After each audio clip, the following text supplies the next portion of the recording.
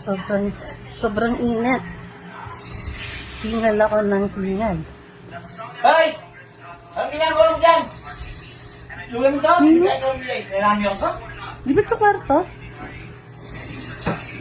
O yun, yung anak ko, bigla na lang pumunta doon. Galing po talaga ako sa CR. Sobrang pagod talaga, as in. Kaya, buti na lang, mula nung nag-pulmo rehab ako, namamanage ko na yung breathing ko. Nasasanay na rin ako. Pero talaga mas sakit at mahirap pa rin. Kaya, Iba yung pakiramdam. Hindi normal. Okay ba?